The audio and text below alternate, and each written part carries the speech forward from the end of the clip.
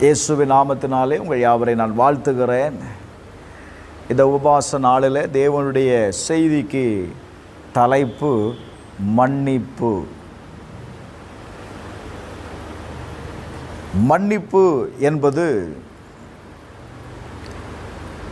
நம்மை காயப்படுத்திய அல்லது நம்மை வருத்திய ஒருவரை நாமாகவே முன்னாடி வந்து ஆவிக்குரிய ரீதியில் விடுவிப்பது தான் மன்னிப்பு. நம்ம என்ன செய்கிறோம்? அவங்க வந்து என்கிட்ட மன்னிப்பு கேட்கணும்னு விரும்புகிறோம். ஆனால் வேதம் சொல்லுது, நாமாகவே முன்பாக வந்து நம்ம என்ன செய்யணுமா? மன்னிப்பு கேட்கணும். அப்போ மன்னிப்பு என்பது என்ன? நம்மை காயப்படுத்திய அல்லது நம்மை வருத்திய ஒரு நபரை நாமாகவே முன்பாக வந்து அவங்க என்ன செய்யணும்? மன்னிக்கணும். ரைட். அப்ப மன்னியாமை என்பது என்ன? மன்னியாமை என்பது நம்ம ஒருத்தர் காயப்படுத்தினார்ல, நம்மளை ஒருத்தர் வருத்தினார்ல, அவருக்கு எதிராக நாம் எடுக்கும் ஆயுதம் தான் மன்னியாமை. இந்த நீங்க மன்னிக்காத சுபாவம் உங்க வாழ்க்கையில இருக்குமே ஆனால் தேவ ராஜ்யத்தின் சட்டங்களுக்கு எதிராக நீங்கள் மீறுகிற நபராய் மாறிவிடுகிறீர்கள். ஒருத்தரை நீங்க மன்னிக்கல அப்படின்னா என்ன உண்டாகுது?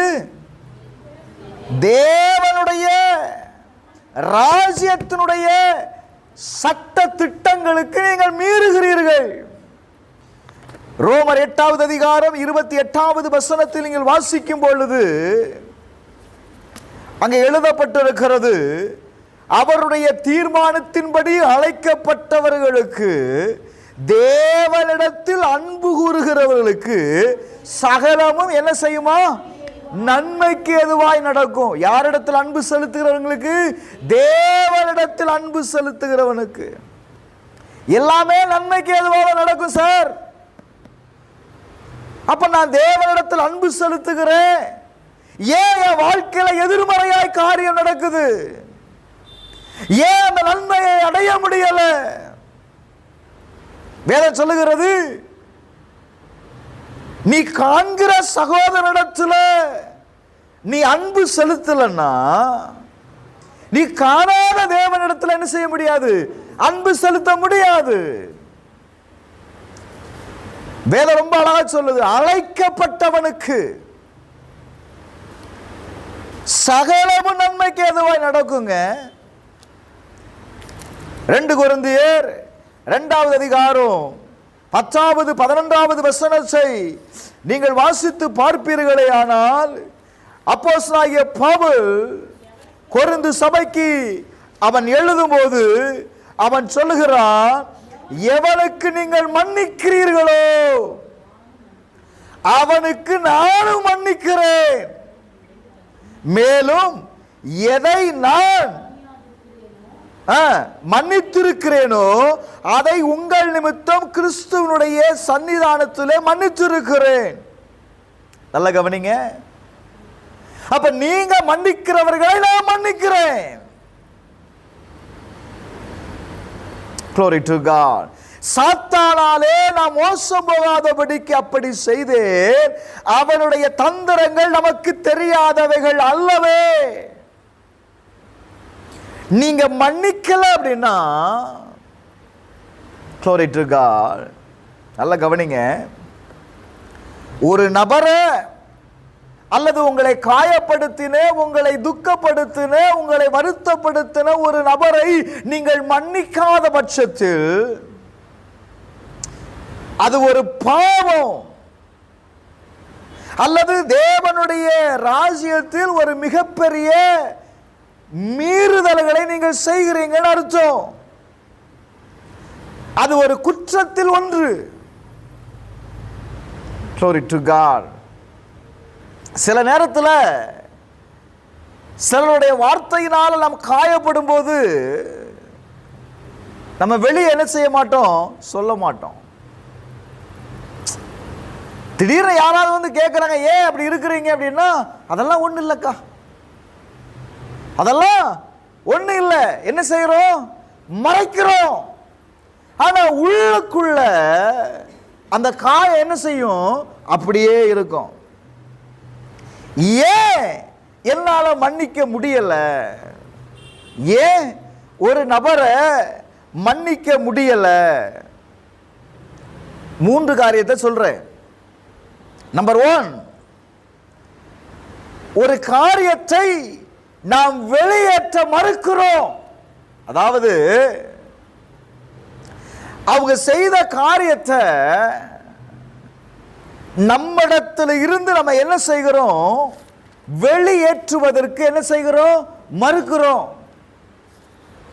நீதிமொழிகள் 18வது அதிகாரம் 19வது வசனத்தில் வாசித்தீங்கன்னா, அரணான பட்டணத்தை வசப்படுத்துவதை பார்க்கிலும் கோபம் கொண்ட சகோதரனை வசப்படுத்துவது அரிது. அவர்களுடைய விரோதங்கள் எப்படி இருக்குமா, கோட்டை தாழ்பாள்கள் போல இருக்கும். ஹலோ, நீ ஒரு காயத்தை நீ வெளியேற்றலன்னா அது உள்ள எப்படி இருக்கும் சொல்லுங்க, ஒரு பெரிய கோட்டையை அடைக்கிற தாழ்பாள்களை போல இருக்கும். கோட்டைக்குள்ள யாராவது நுழைய முடியுமாங்க? சாதாரண மனிதனை உள்ள வர முடியுமா? முடியாது. வேதம் தெளிவா சொல்லுகிறது, கோபம் கொண்ட சகோதரனை நீ வசப்படுத்தணும், அவனை மன்னிக்கணும். நீ மன்னிக்கல அப்படின்னா என்ன காரணம், அந்த அவனை மன்னிக்கிறதுக்கு நீங்க தயாரா இல்லை. 2வது, ஏன் மன்னிக்க முடியல அப்படின்னா, ஆவிக்குரிய வாழ்க்கையில முதிர்ச்சி இல்லாதது தான். சத்தியத்தை கேட்கிறோம், ஆனா ஆவிக்குரிய வாழ்க்கையில இன்னும் நான் என்ன செய்யல, முதிர்ச்சி அடையாததுனால மற்றவங்களை மன்னிக்க முடியல. 1 கொரிந்தியர் 13வது அதிகாரம் 4வது வசனத்திலிருந்து வாசிக்கும் போது அங்கு எழுதப்பட்டிருக்கிறது, அன்பு நீடிய சாந்தம் தயமுள்ளது, அன்புக்கு பொறாமை இல்லை, அன்பு தன்னை புகழாது, இருமாப்பா இராது, அயோக்கமானதை செய்யாது, தற்பழிவை நாடாது, சிலமடையாது, தீங்கு நினையாது, அநியாயத்தில் சந்தோஷப்படாமல் சத்தியத்தில் என்ன செய்வோம், சந்தோஷப்படும், சகலத்தையும் தாங்கும், சகலத்தையும் விசுவாசிக்கும், சகலத்தையும் நம்பும், சகலத்தையும் சகிக்கும். யாரு சொல்லு, யாருக்கு இந்த வார்த்தை? விசுவாசிக்கு. என்னால் அவங்க சொன்ன வார்த்தைய மாத்திரம் சகிக்க முடியாது பாஸ்டர். அப்ப உனக்குள்ள என்ன இல்லை, அன்பு இல்லை. அப்ப இது எதை காட்டுகிறது, நீ ஆவிக்குரிய வாழ்க்கையில இன்னும் என்ன அடையல, நீ முதிர்ச்சி அடையல. Praise the Lord. எபேசியர் 5வது அதிகாரம் 1வது வசனத்தில் வாசிக்கும் போது, நீங்கள் பிரியமான பிள்ளைகளை போல என்ன செய்யணுமா, தேவனை பின்பற்றணும். யார் பின்பற்றக்கூடியவன்? ஒரு முதிர்ச்சி அடைந்த விசுவாசி. என்ன செய்யணும், யாரை பின்பற்றணும்? தேவனை பின்பற்றணும். 3வது, ஏன் மன்னிக்க முடியல அப்படின்னா, தன்னையே மையப்படுத்துது, அதாவது சுயநலம்.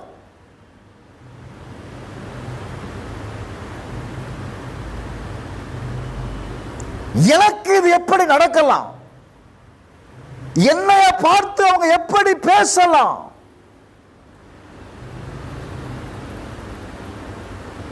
என்னைய பார்த்து அவங்க எப்படி அந்த காரியத்தை சொல்லலாம். ஹலோ, உங்களை மையப்படுத்தி ஒரு காரியத்தை உங்க வார்த்தையினால நீங்க சொல்லுவீங்கன்னா அது உங்க வாழ்க்கையில நீங்க யாரா இருக்கிறீங்க, சுயநலமா இருக்கிறீங்கன்னு அர்த்தம். ரோமர் 8:8 சொல்லுது, மாமிசத்துக்கு உட்பட்டவர்கள் யாருக்கு பிரியமா இருக்க மாட்டார்கள், அப்ப நீ உன் வாழ்க்கையில சுயநலத்தோடு இருப்பனா நீ யாருக்கு பிரியமா இருக்க முடியாது? தேவனுக்கு பிரியமா இருக்க முடியாது. நல்ல கவனி. எங்க ரட்சிக்கப்படுவதற்கு முன்பாக நம்ம சுய இஷ்டத்துல தான் நடந்தோம் இல்ல, சுய விருப்பத்தை செய்து சுயமா முடிவெடுத்து நடந்த நம்ம, வேத அழகா சொல்லுது ஏசாயா 53:6, நம்முடைய வழிகளில் நம்ம நடந்தோம். ஆடுகளைப் போல வழி தப்பி திருந்த நம்ம, நாம் எல்லாருடைய அக்கிரமத்தையும் அவர் மேல என்ன செய்தாரா? சுமந்தார். இஷ்டத்தின்படி வாழ்ந்து தனக்கு தானே ராஜான்னு சொல்லி கொண்டு இருந்த நம்ம அவர் என்ன செய்தார்? விடுவித்தார். அப்ப நான் ரட்சிக்கப்பட்டிருக்கிறேன், இன்னும் எனக்குள்ள என்ன இருக்கு? சுயநலம் இருக்கு அப்படின்னா அது எதை குறிக்கிறது? நான் சரியான ரட்சிப்பு அடையவில்லை, சரியான ஒரு மனம் திரும்புதல் எனக்கு இல்லை. ரோமர் 3:23 சொல்லுது, எல்லாரும் பாவம் செய்து நம்ம என்னவா இருந்தோம்? தேவ மகிமை அற்றவர்களா இருந்தோம். Glory to God.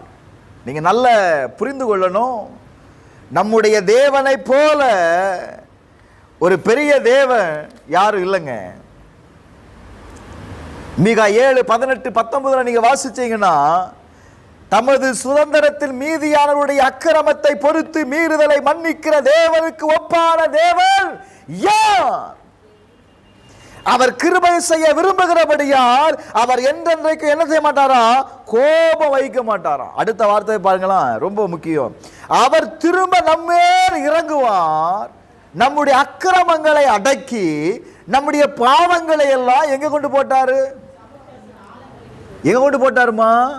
சமுத்திரத்தின் ஆழத்துல கொண்டு போட்டார். வேதம் சொல்லுது, அக்கிரமங்களை அடக்கி அது மேல எழும்ப கூடாதபடிக்கு சமுத்திரத்தின் எங்க போனாரா? ஆழத்துல போட்டார். ஏசாயா 43:25 நீங்க வாசித்தீங்களா? ஆண்டவருடைய வார்த்தை சொல்லுகிறது, உன் பாவங்களை நான் என்ன செய்ய மாட்டேன், எப்பா நானே உன் மீறுதல்களை என் நிமித்தமாக குலைத்து போடுவேன், உன் பாவங்களை இனி நான் என்ன செய்ய மாட்டேன், நினைக்க மாட்டேன்னு யாரு சொல்றது? ஆண்டவர் சொல்றாரு. நான் உன் பாவத்தை நீ நினைக்க மாட்டேன்ப்பா. நம்ம தான் நினைச்சிட்டு இருக்கோம் நம்ம செய்த பாவத்தை, நம்ம தான் என்ன செய்துட்டு இருக்கிறோம்? நினைச்சிட்டு இருக்கிறோம். நல்ல கவனிங்க, ஆண்டவர் சொல்றாரு, உன் பாவத்தை நான் மன்னிச்சிட்டேன், அவைகளை அடக்கி எங்க கொண்டு போட்டிருக்கிறேன்? கடலின் ஆழத்துல கொண்டு போட்டிருக்கிறேன். அது ஒரு காலமும் மேல எழும்ப முடியாது. அப்ப ஒரு காரியத்தை நீங்க புரிந்து கொள்ளணும், தேவன் நம்மை என்ன செய்திருக்கிறார்? மன்னித்து இருக்கிறார். நம்முடைய பாவங்கள், நம்முடைய மீறுதல்கள், நம்முடைய அக்கிரமங்கள் எல்லாவற்றையும் யார் மன்னித்திருக்கிறது? ஆண்டவர் மன்னித்திருக்கிறார். மன்னித்தவர் திரும்பவும் நீ அன்னைக்கு அந்த பாவத்தை செய்தல்ல, நீ அன்னைக்கு இதை செய்தல்ல, அதனாலதான் இது உன் வாழ்க்கையில நடக்குது அப்படிங்கிறது ஆண்டவர் ஒருபோதும் சுட்டி காண்பிக்க மாட்டார். ஆனா நம்ம என்ன செய்கிறோம்? நம்மளோடு கூட ஒருத்தர் இருக்கிறான் பாருங்க, அவன் என்ன செய்வானா? அன்னைக்கு நீ செய்தல்ல, அன்னைக்கு நீ இந்த வார்த்தையை பேசுனல்ல, பேசுறவன் மறந்துருப்பான், நம்ம மறக்கல. ஏன்னா அது எங்க இருக்கு? உள்ள இருக்கு. என்ன சொல்றோம்? அன்னைக்கு நீ இப்படி சொன்னல, எனக்கு அப்பவே தெரியும் இதெல்லாம் நடக்கும்னு. அதுல வேற எக்ஸ்ட்ரா ஒரு வார்த்தை, நான் இன்னும் மறக்காம தான் வச்சிருக்கிறேன். வச்சுக்கோ, பத்திரமா வச்சுக்கோ. இயேசுநாதர் சொல்ல, நான் எல்லாத்தையும் மறந்துட்டேன், ஆனா நான் என்ன சொல்றேன்? அப்ப பேசின வார்த்தைய என்னால மறக்கவே முடியாது. பாரு, செத்தாலும் மறக்க முடியாது. இப்ப வேற கதைக்கு வரேன். யூதாஸ் தன்னைய என்ன செய்தான்? மன்னித்து தேவனுடைய மன்னிப்பை பெற்றுக்கொள்ளல. நல்ல கவனிங்க, என்ன செய்தான்? இயேசுநாதரை காட்டி கொடுத்தான்ல, அவன் என்ன செய்திருக்கணும்? ஒழுங்கு மரியாதைக்கு மனம் திரும்பி, ஆண்டவரே என்னை மன்னிச்சிடுங்கன்னு சொல்ல இருக்கணும். இவன் அதை சொல்லாம மன்னிப்பை பெற்றுக்கொள்ளாததுனால தப்பிக்க வேற வழியே இல்லை. இப்ப இந்த அம்மா சொன்னாங்க பாருங்க, செத்தாலும் வேற வழி இல்லை, அதுதான் முடிவு. அதுதான் முடிவுங்க. அவன் சொல்றான், அவன் தன்னை தற்கொலை செய்து கொண்டான். அவன் தேவ சமூகத்தில் மன்னிப்ப கேட்டிருந்தா அவன் என்ன செய்திருக்கலாம்? அவனால சொல்லுங்க, வாழ்ந்திருக்க முடியுங்க. பேதுருவை பாருங்க, அவனும் இயேசுவை மறுதலித்தவன் தானே. ஆனா இந்த பேதுரு என்ன செய்தான்? இயேசுவிடத்துல மனம் திரும்பினான். மன்னிப்பை பெற்றுக்கொண்டதுனால அவன் யாரா மாறிட்டான்? மறுபடியும் ஒரு அப்போஸ்தலனாய் மாறிவிட்டான். அப்ப மன்னிப்பு பெற்றவனுக்கும் மன்னிப்பை பெறாதவனுக்குள்ள வித்தியாசத்தை நீங்க பார்க்கணும். நீங்க மற்றவர்களை மன்னிக்கல அப்படின்னா நீங்க ஆண்டவரை விட உங்களை யாரா வைக்கிறீங்க? பெரிய ஆளா வைக்கிறீங்க. நான் யார் தெரியுமா? இயேசுநாதரை விட பெரியவன். ஆண்டவர் மன்னிக்கிறாரு, நான் என்ன செய்ய மாட்டேங்க, என்னால மன்னிக்க முடியல. அப்படின்னா என்ன அர்த்தம்? தேவனை விட நான் யாரா மாறிடுறேன்? சொல்லுங்க, பெரியவனா மாறுறேன். நல்லா கவனிக்கணும். நீங்க மன்னிப்பு கொடுத்தாதான், நீங்க மன்னிப்ப ஒரு நபருக்கு கொடுக்கல அப்படின்னா உங்க வாழ்க்கையில ஆசீர்வாதம் தடை பண்ணும். நீ மன்னிப்பு உன் வாழ்க்கையில ஆசீர்வாதத்தை கொண்டு வரும். மன்னியாமை ஆசீர்வாதத்தை தடுக்கும், மன்னிப்பு ஆசீர்வாதத்தை என்ன செய்யும் தெரியுமா? கொண்டு வரும். இன்னைக்கு நிறைய பார்த்தீங்க அப்படின்னா சங்கீதம் 32வது அதிகாரத்தில் 1-2 வசனத்தை வாசித்து பாருங்க. சங்கீதம் 32வது அதிகாரம் 1-2 வசனத்தை வாசிக்கும் பொழுது அங்கே எழுதப்பட்டிருக்கிறது பாருங்க. எவனுடைய மீறுதல் மன்னிக்கப்பட்டதோ, எவனுடைய பாவம் மூடப்பட்டதோ அவன் யாருங்க? சத்தமா சொல்ல, அவன் யாரு? அவன் ஆசீர்வதிக்கப்பட்டவன். யாருடைய பாவம் மன்னிக்கப்பட்டதோ, எவனுடைய அக்கிரமத்தை கர்த்தர் எண்ணாது இருக்கிறாரோ, எவனுடைய ஆவியில் கவனம் இல்லாது இருக்கிறதோ அவன் யாரு? ஆசீர்வதிக்கப்பட்டவன். அப்ப மன்னிப்பு என்ன கொண்டு வரும்? ஆசீர்வாதத்தை கொண்டு வரும். மன்னியாமை எதை கொண்டு வரும்? வியாதியை கொண்டு வரும். இந்த 32வது சங்கீதத்தை தாவீது எப்ப எழுதுறான் தெரியுமா? பத்சபேலானுடைய கணவனாகிய ஊரியாவை அவன் கொன்று அவளோடு கூட பாவம் செய்ததுக்கு பிற்பாடு எழுதப்பட்டது அந்த சங்கீதம்.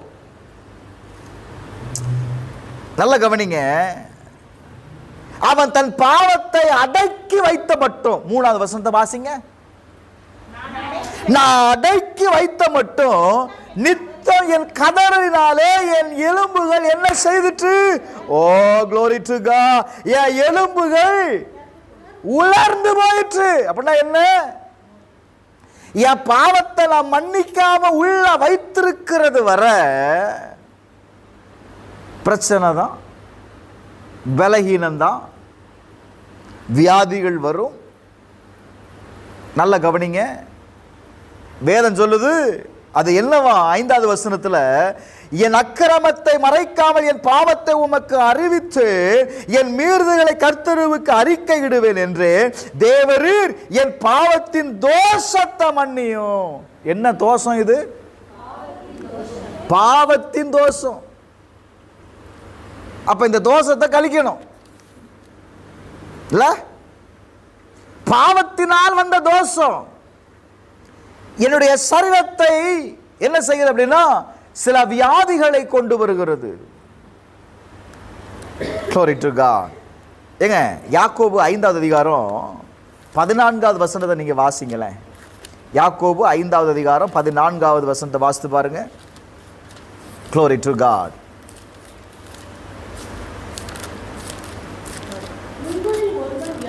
உங்கள் ஒருவன் வியாதிப்பட்டால்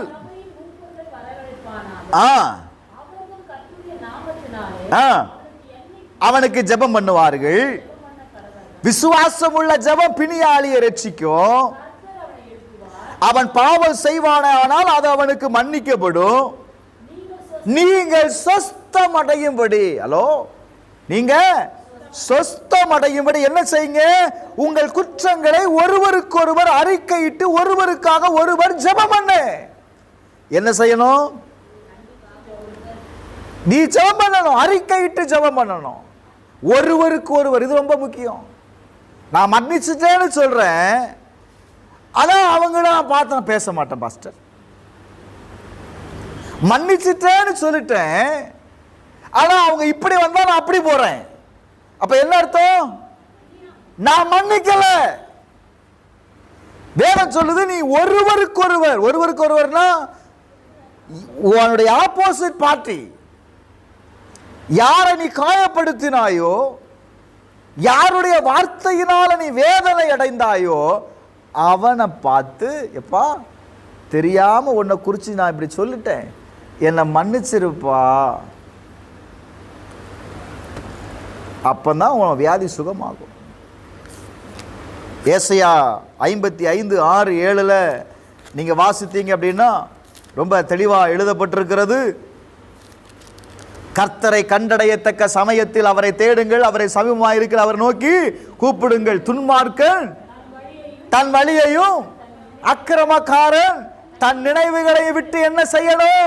கர்த்தரிடத்துல திரும்பணும்.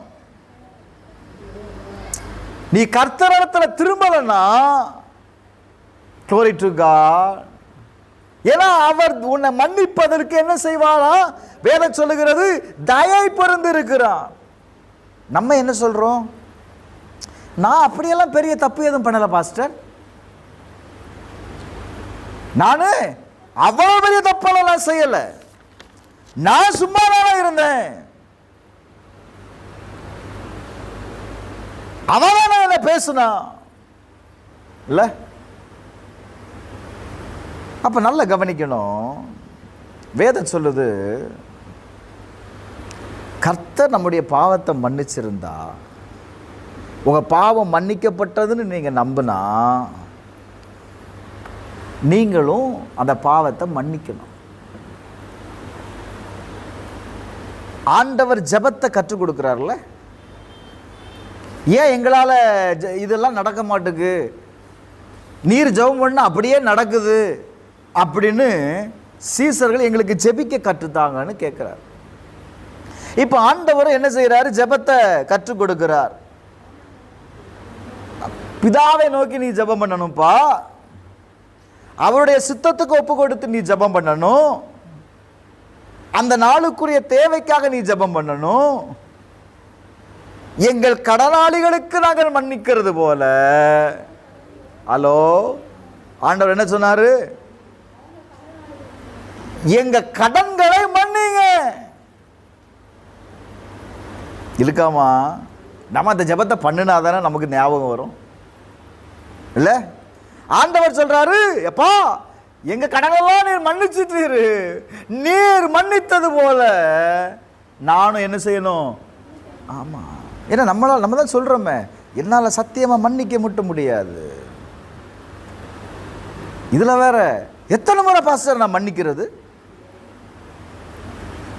எத்தனை முறை மன்னிக்கிறது? நான் சும்மா இருந்தாலும் என் பேச்சுக்கு திரும்ப திரும்ப வந்துட்டு இருக்கிறா.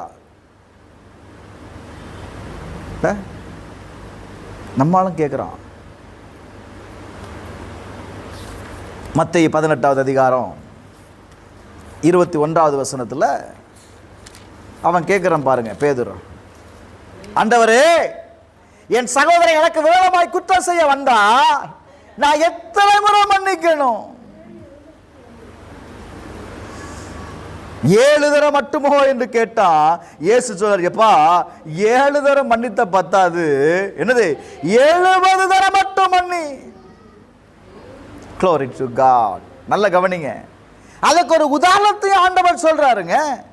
எப்பா யார் இருந்தா ஒரு பரலோக ராஜ்யம் ஒரு ஊழியக்காரத்தில் கணக்கு பார்க்க வேண்டும் என்றிருந்த ஒரு ராஜாவுக்கு ஒப்பாய் இருக்கிறது. அப்ப அவர் கணக்கு பார்க்க தொடங்கின போது 10,000 தாலந்து வாங்கின கடன் வாங்கின ஒருத்தன் இருக்கிறான். அடுத்து யார் இருந்தா? அடுத்த ஒருத்த கடன் வாங்குறான். அவன் எவ்வளவு? 100 வெள்ளி பணத்தை கடன் வாங்கினான். இந்த 10,000 தாலந்து கடன் பட்டவன் முன்பாக வந்து சொல்ற வார்த்தை கவனிங்க. கடனை தீர்க்க அவனுக்கு நிர்வாகம் இல்லாதபடியால் அவனுடைய ஆண்டவன் அவனை அவன் பெண் ஜாதி பிள்ளைகளையும் அவனுக்கு உண்டான எல்லாவற்றையும் விற்று கடனை தீர்க்கும்படி கட்டளையிட்டான்.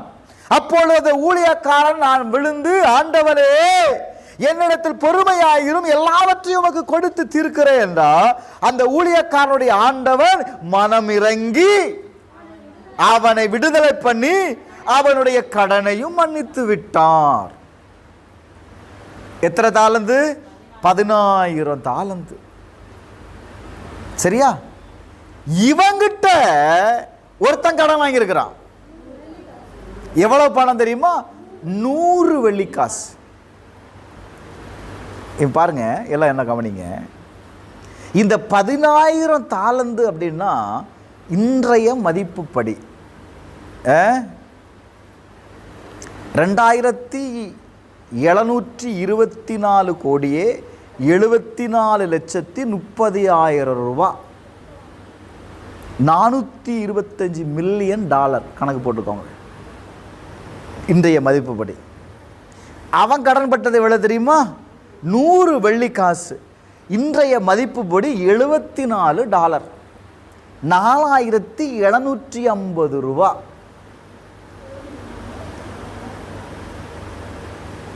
அவ்வளவு பெரிய கடனை அவன் மன்னிச்சுட்டான். இவனால $74, 4,750 ரூபாய மன்னிக்க முடியல.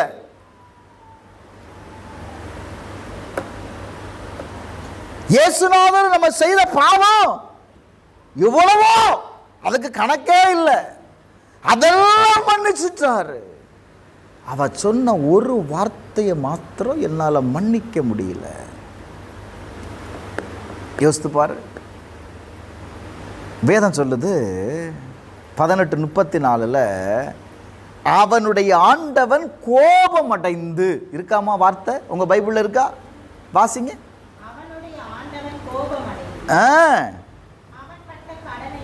அவன் பட்ட கடனை எல்லாம் தனக்கு கொடுத்து தீர்க்கும் அளவு உபாதிக்கிறவனிடத்தில் அவனை ஒப்பு கொடுத்தாரோ. கேக்குறீங்களா? வேதம் சொல்லுது, நீ வந்து 425 மில்லியன் டாலர் பணத்தை உனக்கு நான் மன்னிச்சிட்டேன், ஆனா உன்கிட்ட வெறும் $74 இல்ல 4,750 ரூபாயை உன்னால மன்னிக்க முடியல. அவனை கூப்பிடு. யார கூப்பிடு? இப்ப ஆண்டவர் என்ன செய்றார் பாருங்க. அவனை கூப்பிட்டு யார்கிட்ட ஒப்பு கொடுத்தார்? உபாதிக்கிறவர்கிட்ட ஒப்பு கொடுத்தார். அப்ப நல்லா கவனிக்கணும் ஒரு வார்த்தையை. நீங்க மன்னிக்கலன்னா சொல்லாதுக்கா, உங்களை உபாதிக்கிறவர்கிட்ட ஒப்பு கொடுத்துருவார். பிசாசுனுடைய கரத்தில் என்ன செய்திருவார்? உங்களை ஒப்பு கொடுத்துருவார். இன்னைக்கு ஜெபித்து ஏன் விடுதலை இல்லாம இருக்கிறோம்னா இதுதான் காரணம். என்ன செய்யல? இது எங்க இருந்து வந்த கட்டளை? தேவன் பாருங்க, அந்த வாசனம் சொல்லுது, அங்க ராஜான்னு எழுதப்பட்டிருக்குல்ல, அந்த ராஜா யார் அப்படின்னா நம்முடைய தேவன். கொஞ்சம் நல்லா கவனிங்க. நம்முடைய பாவங்கள் எல்லாம் மன்னிச்சிட்டாரு.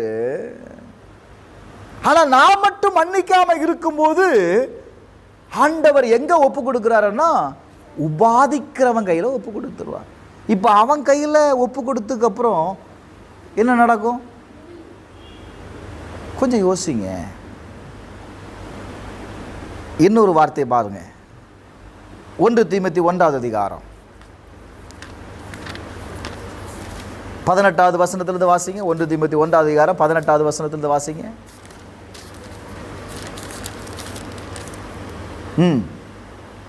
குமாரனாகிய தீமோத்தேயுவே, உன்னை குறித்து முன் உண்டான தீர்க்க தரிசனம்படி நீ அவைகளை முன்னிட்டு நல்ல போராட்டம் பண்ணும்படி இந்த கட்டளை உனக்கு ஒப்பு வைக்கிறேன். நீ விசுவாசமும் நல் மனசாட்சி உடையவனாயிரு.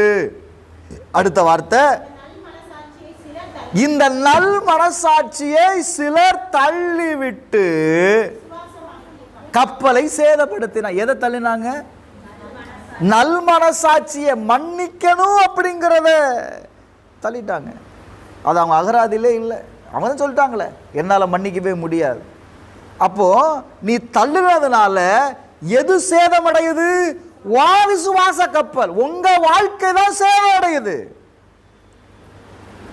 பகையாளிக்கு அல்ல. யாரு மேல நீங்க காயமா இருக்கிறீங்களோ, யார் உங்களை காயப்படுத்தினார்களோ அவருக்கு அல்ல, மன்னிக்காத உங்க வாழ்க்கையில தான் சேதம் உண்டாகும்.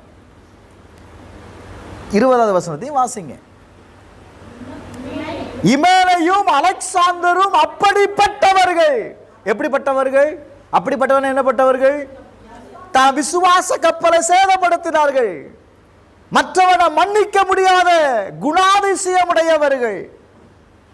அவர்கள் தூசியாதபடி சிட்சிக்கப்பட அவர்களை சாத்தானிடத்தில் ஒப்பு கொடுத்தேன். ஹலோ, யார்கிட்ட ஒப்பு கொடுத்த?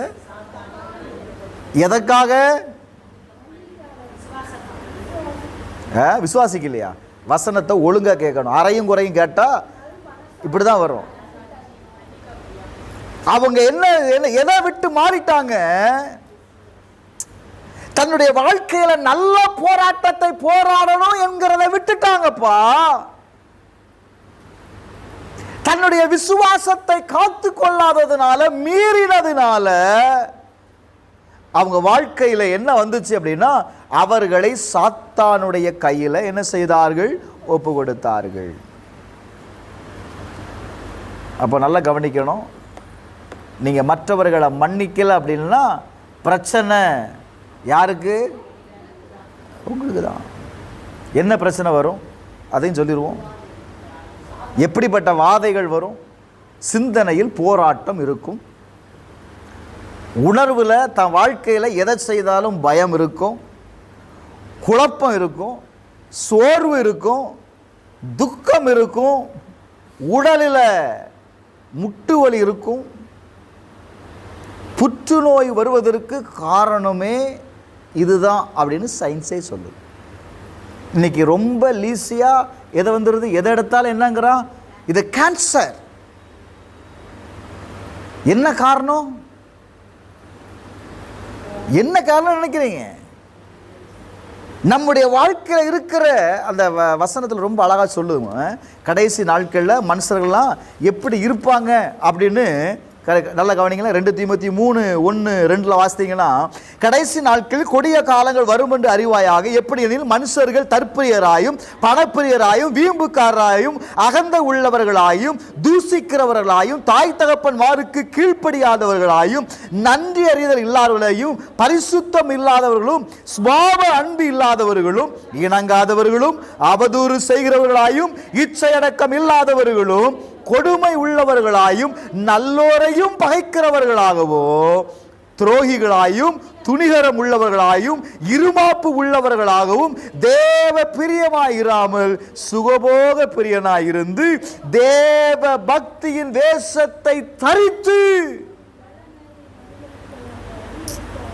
இப்படிப்பட்டவர்களை விட்டு நீ விலகுன்னு சொல்லுது.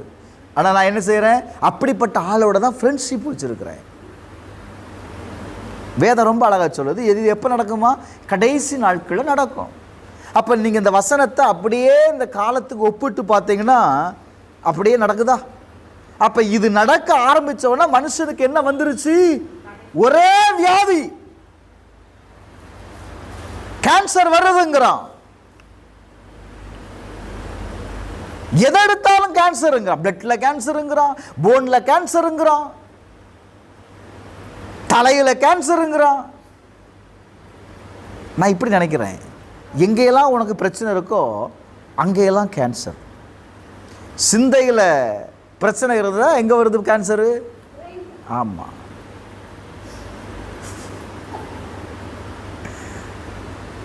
எலும்புகளுக்குள்ள பிரச்சனை வருது அப்படின்னா அப்ப காரணம் என்ன? ஏதோ ஒண்ணு உள்ள இருக்குது.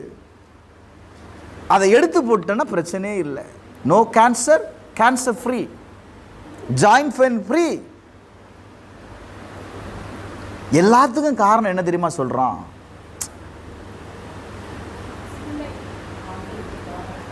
நீ இருக்கிற அந்த ப்ரெஷரைஸ் லைஃப் இருக்குல்ல, மன அழுத்தம் தான் காரணங்கிறான். டாக்டர்கிட்ட போன உடனே சாதாரண எந்த வியாதிக்கு போனாலும் 2 கேட்குறான். உங்களுக்கு பிபி இருக்கா, சுகர் இருக்கிறா? ஏன்னா இந்த 2 தான் கண்டுபிடிச்சு வச்சிருக்கிறான். உடனே ஒரு முடிவுக்கு வந்துருதான், உங்களுக்கு சுகர் இருந்தா இதெல்லாம் இருக்கும் அப்படிங்கிறான். சுகர் இருந்தா இதெல்லாம் இருக்கும் அப்படிங்கிறான். அவனுக்கு வேற வழி தெரியல. உங்க பாட்டி தாத்தாவுக்கு யாருக்காவது பிபி இருக்கா, சுகர் இருக்கா? ஆமா இருந்துச்சு. அப்ப இது பிளட் லைன், இது ஜென்ம சுபாவம் மாறல. எங்க அப்பாட்ட இருந்துச்சு, எங்க அம்மாட்ட இருந்துச்சு, இப்ப என்கிட்ட இருக்கு. பிளட் லைன் மாறாத வர அங்க இருந்த வரதான் செய்யும். அங்க இருந்த சுகர் உள்ள வரும், அங்க இருந்த பிபி உள்ள வரும். இது என்ன லைனுங்கிறான்? நான் சொல்லல. ஏன் என்ன ஒரு மாதிரி பாக்குறீங்க? டாக்டர் சொல்றாங்க பிளட் லைன். அப்ப மன்னியாமையினுடைய விளைவு என்ன? ஒரு 10 காரியத்தை கடகடன்னு சொல்லி ஜெபிக்க போறேன். நான் மற்றவங்களை மன்னிக்காததுனால என் வாழ்க்கையில வருகிற விளைவுகள் என்ன அப்படின்னா, ஒன்று, நம்முடைய அபிஷேகத்தை கரப்படுத்துகிறது. நம்பர் 1, மற்றவங்களை மன்னிக்காம இருக்கும்போது அது என்ன செய்யுது அப்படின்னா, நம்ம அபிஷேகத்தை என்ன செய்திருமா? கரைப்படுத்துகிறோம். எபிரேயர் 12வது அதிகாரம் 15வது வசனத்தை வாசித்து பார்த்தீங்க அப்படின்னா, ஒருவனும் தேவனுடைய கிருபையை இழந்து போகாதபடிக்கு யாதொரு கசப்பான வேர் முளைத்தெழும்பி கலக்கம் உண்டாக்குகிறதுனால் அநேகர் என்ன செய்தார்கள்? தீட்டுப்படாதபடிக்கும். அப்போ எனக்குள்ள கசப்பான வேர் இருக்கும்னா, நான் மற்றவங்களை மன்னிக்காம இருப்பேன்னா அது என்னை கரைப்படுத்தும். ஹலோ, பரிசுத்தத்தை என்ன செய்கிறோம்? கரைப்படுத்துகிறோம். அபிஷேகத்தை என்ன செய்கிறோம்? கரைப்படுத்துகிறோம். 2வது, மற்றவங்களை மன்னிக்கல அப்படின்னா உங்களை தானாகவே ஒரு சிறையிருப்புக்குள்ள கொண்டு போய் விட்டுரும். மத்தேயு எழுதின சுவிசேஷம் 5வது அதிகாரம் 25, 26 ஆகிய வசனத்தை வாசித்து பார்க்கும்போது அழகா எழுதப்பட்டிருக்கிறது. மத்தேயு 5, 25, 26, உன்னை நியாயாதிபதியிடத்தில் ஒப்புக்கொடாமலும் நியாயாதிபதி உன்னை சேவனிடத்தில் ஒப்புக்கொடாமலும் நீ சிறைச்சாலையில் வைக்கப்படாமலும் இருக்கும்படியாக நீ உன் எதிராளியோடு வழியில இருக்கும்போதே சீக்கிரமாகவே அவனிடத்துல என்ன செய்திரு? நல்மனம் பொருந்திரு. இல்லனா சிறை என்ன? நீ பொருந்தாவிட்டால் நீ ஒரு காசும் குறைவின்றி கொடுத்து தீர்க்க மாட்டோம், அவ்விடத்திலிருந்து புறப்பட மாட்டாய் என்று மெய்யாகவே உனக்கு சொல்லுகிறேன். அப்போ நான் மன்னிக்கல அப்படின்னா சிறை உனக்கு கண்டிப்பா இருக்கு. அப்ப நான் என்ன செய்யணும்? வெளியே வாசல்லையே அவனை மன்னிச்சிடணும். புரியுதா இல்லையா? இன்னைக்கு கோர்ட்டில் போய் பார்த்தீங்க அப்படின்னா நிறைய கேஸ் முடியாது. நிறைய கேஸு வருஷ கணக்கில் எடுத்துட்ருக்கோம். இவனுக்கு அவனை மன்னிக்கிறதுக்கு சுபாவமே வராது. அவனை எப்படி ஆகிலும் என்ன செய்திடணும்? ஒரு கை பார்த்துடணும். அது எவ்வளவு பணம் செலவானாலும் பரவாயில்ல. எத்தனை வருஷம்? முதல் வருஷம் அப்படி சொல்லுவான், 2வது வருஷம் அப்படி சொல்லுவான், ஒரு 5 வருஷம் சொல்லுவான், ஒரு 10 வருஷம் ஆனதுக்கப்புறம் ஐயா இப்படி ஆயிலும் இந்த கேஸை முடிச்சு கொடுங்க ஐயா. முதல்ல என்ன சொன்னான்? அவனை ஒரு வழி பண்ணணும்னு சொன்னவன் இப்போ என்ன வழிக்கு வாரான்? இது ஆரம்பத்திலேயே அவங்கிட்ட போய் அவனை மன்னிச்சிட்டா நீ எதை பெற்றிருப்ப? நீயும் விடுதலையை அடைந்திருப்ப. நான் அவனை மன்னிக்காததுனால அந்த மன்னிக்காத சுபாவம் என்னுடைய வாழ்க்கையில ஒரு சிறையிருப்பை கொடுக்குது. நீங்க கோர்ட்டுக்கு போய் அலைதான் பாருங்க, அவங்கிட்ட கேட்டு பாருங்க, அந்த சிறையிருப்பினுடைய அனுபவம் என்னன்னு தெரியும் வாழ்க்கையில. கடைசியில் நொந்து நூலாவி அவன் பணத்தை எல்லாம் செலவழித்து ஒன்றும் இல்லைன்னு வரும்போது தான் அவனுக்கு ஒரு உணர்வு வரும். இதை சொல்லுவாங்களே, யார் காலில் உதவி விழணுமா?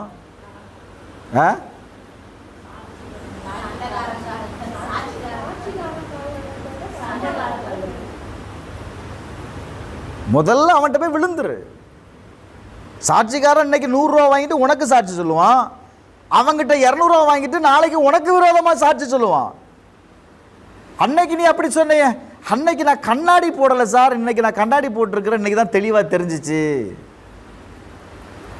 சொல்லுவானா சொல்ல மாட்டானாங்க? அப்போ நல்ல கவனிங்க, வேதம் ரொம்ப அழகாக சொல்லுது, நீ உன் எதிராளியோடு வழியில் இருக்கும் போதே சீக்கிரமாய் அவனுடனே என்ன செய்ய? நல்மனம் பொருந்தாவிட்டா சிறைவாசம் நிச்சயமே. மூன்றாவது, தேவனுடைய பிரசன்னத்தை உங்களால் உணர முடியாது. நீ ஆராதிக்கலாம், ஆவியில நிறையலாம், ஆனா எதை உணர முடியாது? தேவ பிரசன்னத்தை உணர முடியாது. ஏன்? உள்ள என்ன இருக்கு? உள்ள வேற ஒரு பிரமாணத்தை வச்சுட்டு நான் எப்படி தேவ ஆவியில நிறையிறது? நிறையவே முடியாது. என்ன மேளத்தை தட்டினாலும் அது அசையாது. ஏன்னா நான் அசைவனான்னு நிற்குது. எப்படி அசையும்? அப்போ தேவ பிரசன்னத்தை உங்களால் என்ன செய்ய முடியாது? உணர முடியாது. நான்காவது, நம்முடைய விசுவாசத்தில் வாழ விடாதுங்க. அது நீங்கள் என்னதான் வார்த்தைகளை கேட்டாலும், என்னதான் வசனத்தை கேட்டாலும் உங்களை எதில் வாழ விடாது அப்படின்னா விசுவாசத்தில் வாழ விடாது. ரோமன் 10:9-10 வாசித்து பார்த்தீங்கன்னா தெரியும். கர்த்தராகிய இயேசுவை உன் வாயினாலே அறிக்கையிட்டு தேவன் அவரை மரித்தோரிலிருந்து எழுப்பினார் என்று உன் இருதயத்தில் என்ன செய்யணும்? விசுவாசிக்கணும். விசுவாசித்தா நீ என்ன செய்வ? நீ ரட்சிக்கப்படுவ. அடுத்த வசனம் சொல்லுது, நீதி உண்டாக இருதயத்தில் விசுவாசிக்கணும், ரட்சிப்பு உண்டாக வாயினால என்ன செய்யணும்? அறிக்கை பண்ணணும். நான் தான் அறிக்கை பண்ணலையே. அறிக்கை பண்றதுனா என்ன? ஆண்டவரே நான் அவனை மன்னிச்சிட்டேன். ஆனா அவனை மன்னிச்சிட்டேன்னு சொல்ற ஆளு அடுத்த நாளே யாராவது அவங்கள குறித்து பேசினா அவனை குறித்து மட்டும் என்கிட்ட பேசாத. ஹலோ, நீ தான் மன்னிச்சிட்டல்ல, அப்ப நீ என்ன சொல்ற? அவனை குறித்து மட்டும் என்கிட்ட பேசாத. அப்படின்னா என்ன அர்த்தம்? நான் இன்னும் மன்னிக்கல. அப்ப அன்னைக்கு மன்னிச்சது அது அந்த பாஸ்டர் சும்மா சொன்னாரு, நானும் அவுத்து விட்டேன். உன்னால விசுவாசத்தில் வாழ முடியாது. ஐந்தாவது, தேவனுடைய கரத்திலிருந்து நீதியையோ அல்லது விடுதலையோ தேவன் செய்வதற்கு ரெடிதான். ஆனா தேவன் செய்வதை செயல்படுத்த முடியாமல் இது உன்னை தடுத்து விடும். புரியுதா இல்லையா? நீ ஜெபம் பண்ண உடனே ஆண்டவர் உன் ஜெபத்திற்கு பதிலை கொடுத்துருவாருப்பா. ஆனா ஏதோ ஒன்று என்ன செய்திரும்? போய் நிற்கும். அவளுக்கு நீ எப்படி செய்யலாம்? எப்படி? வசனம் சொல்லுது, உங்களை விட பிசாசுக்கு வசனம் ரொம்ப அழகா தெரியும். வசனம் சொல்லுது என்ன செய்யணும்? நீ மன்னின்னு சொல்றீரு, அவ மன்னிக்காம இருக்கிறா. எப்படி நீ இந்த காரியத்தை செய்யலாம்? எப்படி இந்த காரியத்தில் நீ நியாயத்தை செய்யலாம்? ஏன்னா தேவ நீதி இல்லை. நான் மன்னிக்கிறது போல நீங்களும் என்ன செய்யணும்? மன்னிக்கணும். இது தேவ நீதி. அப்ப தேவ நீதியை நீர் எப்படி மாற்றலாம்? இயேசு மாற்றுவாரம்மா? என்னம்மா மாற்றுவாரா? மாற்ற மாட்டார். வேதம் சொல்லுது, தேவனுடைய கரத்திலிருந்து தேவ நீதியையோ அல்லது தேவனுடைய விடுதலையோ உன்னால பெற்றுக்கொள்ள முடியாது. அது தடுத்து நிறுத்தப்படும். ஆறாவது, பரலோகமே நமக்கு அடைச்சிருமா? போச்சுடா. வேதம் சொல்லுது, பரலோகத்திலிருந்து ஒருவனுக்கு கொடுக்கப்பட்டால் ஒழிய ஒருவனும் எதையும் என்ன செய்ய மாட்டான்? பெற்றுக்கொள்ள மாட்டான். ஆனா வசனம் சொல்லுது, எப்பா நீ மற்றவங்களை மன்னிக்கலன்னா பரலோகமே அடைச்சிரும். இன்னைக்கு இவ்வளவு ஜெபம் பண்ணியும் ஏன் நம்ம வாழ்க்கையில வாசல் திறக்கப்படல அப்படின்னா இதுதான் காரணம். மார்க் 11:26 நீங்க வாசித்து பார்த்தீங்க அப்படின்னா அங்க எழுதப்பட்டிருக்கிறது, நீங்கள் மன்னியாதிருப்பீர்களேயானால் பரலோகத்தில் இருக்கிற உங்கள் பிதாவும் உங்கள் தப்பிதங்களை என்ன செய்வார்? மன்னியாதிருப்பார். ஹலோ, இன்னொரு வார்த்தை வாசிங்க. 1 பேதுரு 3வது அதிகாரம் 12வது வசனத்தை வாசித்து பாருங்க.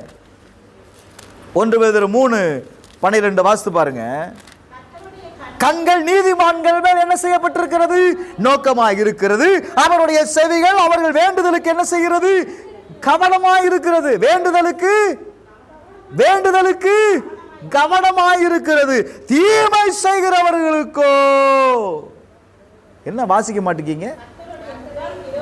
கர்த்தருடைய முகம் எப்படி இருக்குமா? விரோதமாக இருக்கும். யாருக்கு? தீமை செய்கிறவனுக்கு. நீ மற்றவனை மன்னிக்கல, பரலோகம் எப்படி உனக்கு திறக்கும்? வேண்டாம். ஆண்டவர் சொல்றாரு, எப்பா என் கண்ணு மனுபுத்திரன் மேல ரொம்ப நோக்கமா இருக்கு. அவன் என்ன ஜெபிக்கிறாங்கிற காரியத்துல ஆண்டவர் ரொம்ப கவனமா இருக்கிறாரு. ஆனா கர்த்தருடைய முகம் தீமை செய்கிறவர்களுக்கு விரோதமா இருக்கிறான். அப்ப பைபிளை வாசிக்கிறேன், சத்தியத்தை அறிந்திருக்கிறேன். நான் ஒருத்தரை மன்னிக்கல அப்படின்னா நான் எதுக்கு விரோதமாக இருக்கிறேன்? கேட்ட சத்தியத்திற்கு விரோதமாக இருக்கிறேன். நான் அவனுக்கு தீங்கு நினைக்கிறேன். அப்போ தீங்கு செய்கிற என் வாழ்க்கையில் கர்த்தர் நன்மையை செய்வாரா? எப்படி இருப்பார்? வசனம் சொல்லுது, நான் அவனுக்கு விரோதமாக தான் இருப்பேன். அப்போ ஒரு காரியத்தை அறிந்து கொள்ளணும், நீங்கள் தேவனிடத்திலிருந்து எதையும் பெற்றுக்கொள்ள முடியாது. 7வது, நீங்கள் மன்னிக்கலன்னு வைங்களேன், வேதம் சொல்லுது, நீங்க செய்த தவறை, நான் இப்படி சொல்லட்டுமா, இப்போ அவங்க பேசுறாங்கன்னு தானே நீங்க அவங்ககிட்ட காயமா இருக்கிறீங்க. அவங்க பேசுன வார்த்தை உங்களை காயப்படுத்தினதுனால தானே அது ஒரு பகையா இருக்கு. நீங்க அந்த பகையை நீங்க மன்னிக்கலைன்னா அது உள்ளவே இருக்கும். ஒரு நாள் அவங்க செய்த காரியத்தை நீங்களே செய்ய ஆரம்பிச்சிருவீங்க. நான் சொல்றது புரியுதா? ஏன்னா அது எங்க இருக்கு? உள்ள இருக்கிறதுனால ரொம்ப ஈஸியா என்ன செய்கிறோம்? வெளிப்பட்டுரும். நீங்க யாரை மன்னிக்க மறக்கிறீர்களோ அவர்களை போலவே நீங்க மாறிடுவீங்க காலப்போக்கில். ரொம்ப கவனம். லூக்கா 6வது அதிகாரம் 37வது வசனத்தை நீங்க வாசித்து பாருங்க. 6:37 வாசித்து பாருங்க. Glory to God. மற்றவர்களை குற்றவாளிகள் என்று தீர்க்காதிருங்கள், அப்பொழுது நீங்களும் குற்றவாளிகள் என்று தீர்க்கப்படாது இருப்பீர்கள். அப்ப நீ மற்றவனை குற்றவாளியா தீர்த்தா அப்ப நீயும் யார்தான்? ஹலோ, நீயும் யார்தான்? குற்றவாளி. மற்றவர்களை ஆக்கணைக்குள்ளாகும்படி தீர்க்காதிருங்கள், அப்பொழுது நீங்களும் என்ன செய்ய மாட்டீங்க? ஆக்கணைக்குள்ளாக தீர்க்கப்படாது இருப்பீர்கள். நீங்க அவங்கள விடுதலை பண்ணுங்க, நீங்களும் விடுதலை அடைவீங்க. ரொம்ப சிம்பிள், முடிந்தது. நீங்க அவங்கள விடுதலை பண்ணிட்டீங்கன்னா நீங்களும் என்ன செய்திருவீங்க? சத்தமா சொல்லுங்க. 8வது, மன்னியாமை நம்முடைய சரீர சுகமின்மைக்கு காரணமாக மாறிவிடும்.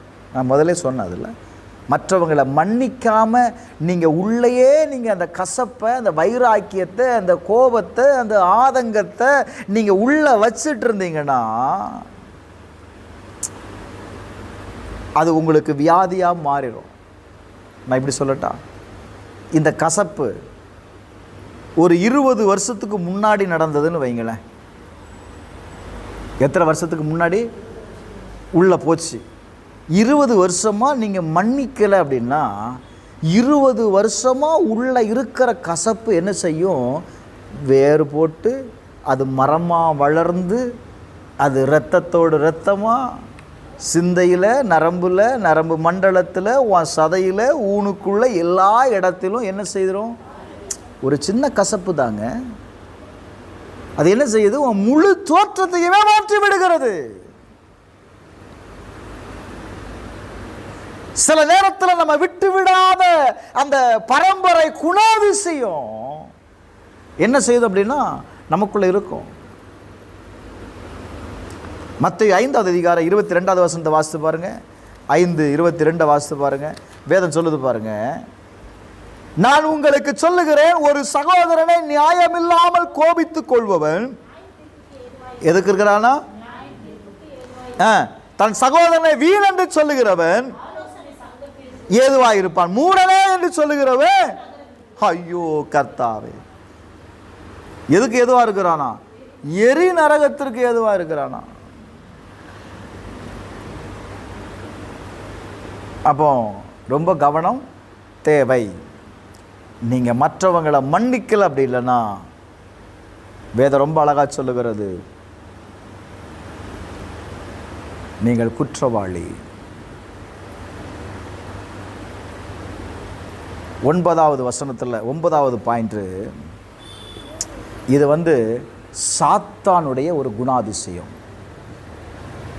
மற்றவங்களை மன்னிக்கல அப்படின்னா இது எங்க என்ன தெரியுமா?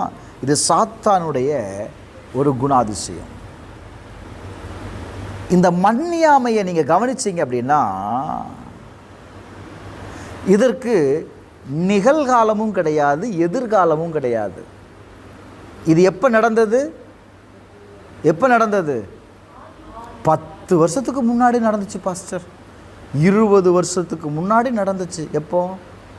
ஏதோ ஒரு கல்யாண வீட்டில், ஏதோ ஒரு இடத்துல இந்த சம்பவம் நடந்தது. நீங்கள் கேட்டு பாருங்களேன் யார்ட்டையாவது, இது எப்போ நடந்தது? அது அப்போ நடந்துச்சு. அப்போ நடந்ததை இதுவரையிலும் நான் என்ன செய்யலை? மன்னிக்கலை. அப்போ இது எப்போ நடந்தது? கடந்த காலத்தில் நடந்தது. நல்ல, இதுக்கு நிகழ்காலமோ எதிர்காலமோ கிடையாது.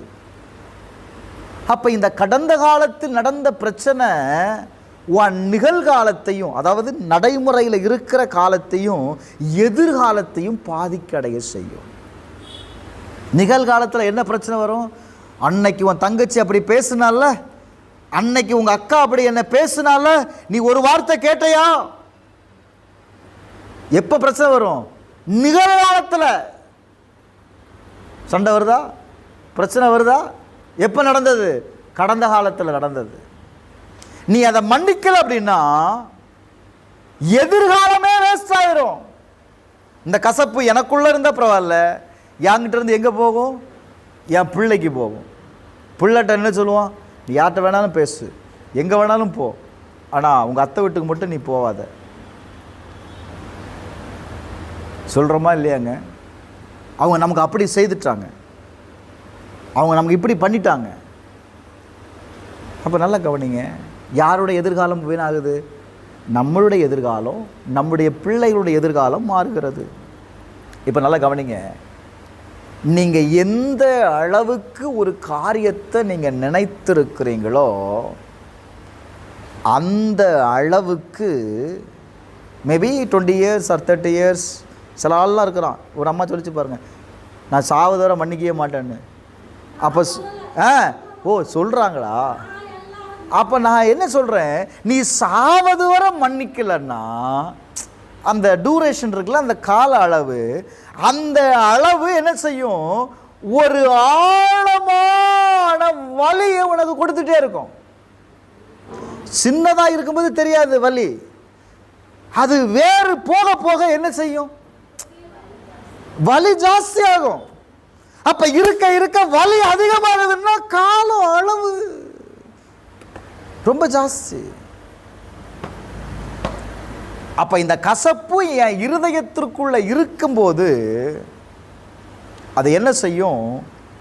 இருதயத்திற்குள்ள அது வேதனை கொடுக்கும். நான் ஏன் வசனம் ரொம்ப அழகா சொல்லுது, ஒரு மனுஷன் நீங்க இருதயத்துக்குள்ள இருக்கிறது தான் எங்க வருது அப்படின்னா வெளியே வருது, தோற்றத்தில் வருது இல்ல, உள்ள இருக்கிறதான வெளியே வரும்.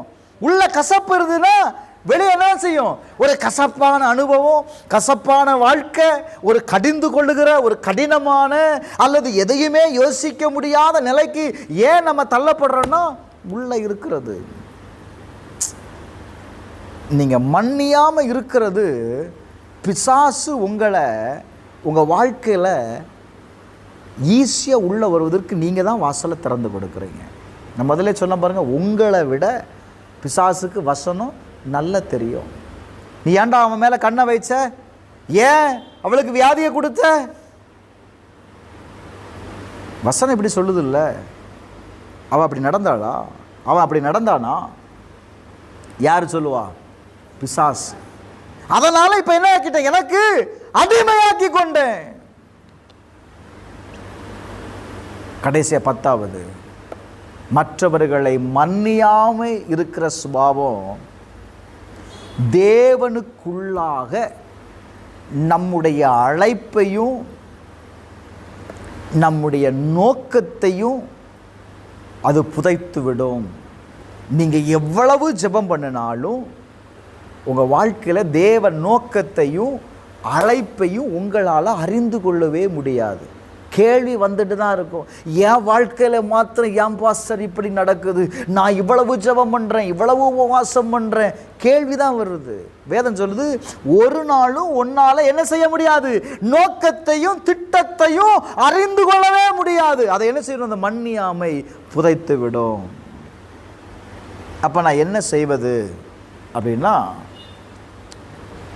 நீங்க மற்றவங்களை மன்னிக்கும் போது இந்த மன்னியாமையிலிருந்து விடுதலை அடைவதற்கு ஒரு பாஸ்டர் தேவையில்லை. அதுக்கும் பாஸ்டர் ஜெபம் பண்ணுங்க. பாஸ்டர் நீங்க ஜெபம் பண்ணாதான் நடக்கும். மாற வேண்டியது யாரு? எடுத்து போட வேண்டியது யாருன்னா பாஸ்டர் எடுத்து போடணும். இப்போ நல்லா கவனிங்க. நீங்க மன்னிக்கும் போது ரொம்ப முக்கியமான வார்த்தையை நான் சொல்றேன். உங்களுக்கு நீங்களே நன்மையை செய்து கொள்ளுகிறீர்கள். நான் முதல்ல சொன்னேன், மன்னியாமை உங்களுக்கு வருகிற நன்மை என்ன செய்யணும் சொன்னேன்? தடை பண்ணுன்னு. இப்போ நீங்க மன்னிச்சிட்டீங்கன்னா உங்களுக்கு வருகிற நன்மையை நீங்களே என்ன செய்கிறீங்க? செய்கிறீங்க. நன்மையை நீங்களே பெற்றுக்கொள்ளுகிறீங்க. காரணம் என்ன தெரியுமா? தேவன் உங்கள் மேலே வைத்த ஆசீர்வாதத்தை நீங்களே கட்டவிழ்த்து விடுகிறீங்க. இப்போ ஆசீர்வாதத்தை தடை பண்ணியிருந்தது என்ன? எனக்குள்ளே இருக்கிற அந்த சுபாவம், அந்த கசப்பு, அந்த விரோதம், வைராக்கியம், கோபம். இப்போ நான் அதெல்லாம் எடுத்து போட்டுட்டேன் அப்படின்னா, இப்போ நான் என்ன செய்துட்டேன்? என்னைய நான் விடுதலை ஆக்கிட்டேன். அப்போ ரொம்ப ஈஸி எடுத்து வெளியே போடுறது. நீங்க எடுத்து வெளியே போட்டுட்டீங்கன்னா அன்னைக்கே விடுதலை, அன்னைக்கே ஆசீர்வாதம். Glory to God. இன்னைக்கு ஆண்டவர்கிட்ட கேட்போமே, ஆண்டவரே நான் மன்னிக்க வேண்டிய அவசியத்தை நீங்க என்கிட்ட பேசியிருக்கிறீங்க. நான் மன்னிக்காததுனால சில பிரச்சனைகளை நான் இன்றைக்கும் வாழ்க்கையில், என் சரீரத்தில், என் குடும்பத்தில், என்னுடைய வாழ்க்கையில், என்னுடைய வேலை ஸ்தலங்களில் நான் என்ன செய்துட்டு இருக்கிறேன்? நான் அனுமதித்துட்டு இருக்கிறேன். நீங்கள் நினைக்கலாம், இதெல்லாமா ஒரு தப்பு பாஸ்டர் நினைக்கலாம். நீங்கள் எதெல்லாம் ஒன்றும் இல்லைன்னு நினைக்கிறீங்க, அங்கே ஒரு ஏதோ ஒரு காரியம் இருக்குன்னு அர்த்தம். அதெல்லாம் ஒன்றும் இல்லை. இப்போ நான் இப்படி சொல்லட்டா, இப்போ ஏதோ ஒரு வேலை செய்துட்டு இருக்கேன் வீட்டில், கையில் ஏதோ அறுத்துருச்சு, ஒரு சத்தம் போடுறிய, உடனே வீட்டுக்காரர் ஓடி வந்து என்ன சத்தம் போட்டேன்னா, அதெல்லாம் ஒன்றும் இல்லைப்பா அப்படின்னு அந்த காயத்தை மறைக்க ஆரம்பிக்கிறீங்க. நீங்களே ஏதாவது ஒரு காயத்து பேண்டேஜை போட்டு, நம்ம ஆட்களுக்கு கை வந்த கலையாச்ச உடனே அது என்ன காப்பி பொடி எடுத்து அமுக்கிட்டீங்க வைங்க. அந்த நேரத்தில் 3 நாள் ஆச்சு. வீட்டுக்காரர் வந்து கேட்கும்போது ஒன்றும் இல்லைன்னு சொல்லிட்டீங்க. 3 நாளுக்கு அப்புறம் மெதுவாக வேதனை வலி எடுக்க ஆரம்பிக்கும்.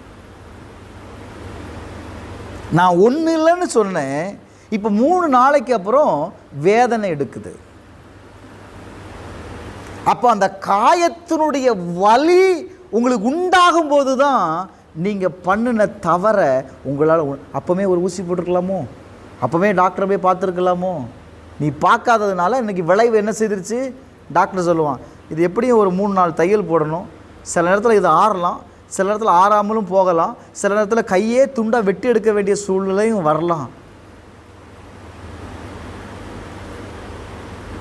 ஆரம்பத்திலே பார்த்துருந்தா, பிரச்சனையை ஆரம்பத்திலேயே முடிச்சிருந்தா இந்த நிலைக்கு நீங்கள் போயிருக்க வேண்டாம்னு சொல்கிறேன். அப்போ எல்லாம் எழுந்து நிற்போம். தேவனுடைய வார்த்தை உங்களுக்கு நேராக வந்திருந்து அப்படின்னா, ஆண்டவரே நீர் மன்னிக்க வேண்டிய அவசியத்தை நீர் எனக்கு பேசினீர், நான் ஒப்பு கொடுக்கிறேன்னு சொல்லுங்க. நான் இப்படி சொல்ல முடியும். நீங்க ஏதோ ஒரு பகுதியில் நீங்க காயப்பட்டிருக்கலாம் சிஸ்டர். நீங்க எதையெல்லாம் ஒன்றுமில்லைன்னு நீங்க சொல்றீங்களோ நீங்க பொய் சொல்றீங்கன்னு அர்த்தம். நீங்க பிறரை ஏமாற்றுகிறீங்கன்னு அர்த்தம். நீங்க ஒன்றுமே இல்லைன்னு சொல்லிக்கிட்டே இருந்தீங்கன்னா எப்படி உங்க காயத்தை ஆற்றுவீங்க? என்னைக்கு உங்க காயத்தை ஆற்றுவீங்க? அந்த காயத்தினுடைய அளவு அதிகமாக அதிகமாக வேதனை உனக்குதான், வலி உனக்குதான். சில நேரத்தில் நம்ம மன்னிச்சுட்டோன்னு சொல்றோம், ஆனா காயப்படுத்தினவரை பற்றி யாராவது உங்களோடு கூட பேசுனா மறுபடியும் அதே வேதனையை நீங்க உணர்வீங்க. எப்போ 20 வருஷத்துக்கு முன்னாடி நடந்த அந்த வேதனையை மறுபடியும் நீங்க ஞாபகப்படுத்துவீங்க. பாருங்க,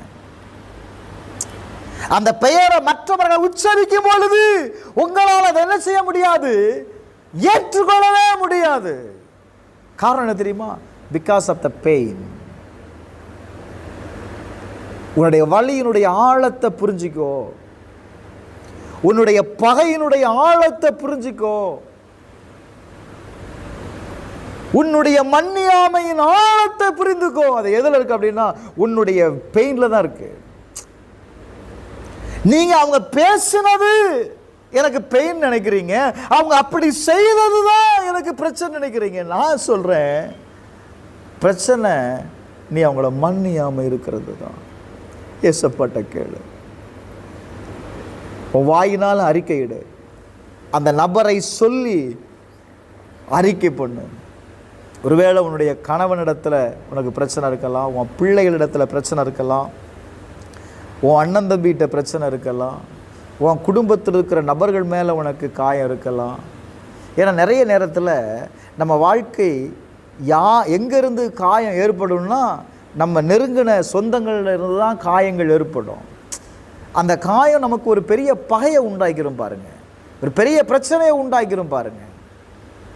நம்ம அபிஷேகத்தை, நம்முடைய ஆசீர்வாதத்தையே தடை பண்ணக்கூடிய அளவுக்கு அது வலிமை பெற்றிருக்கு. இன்னைக்கு மன்னிச்சிரு.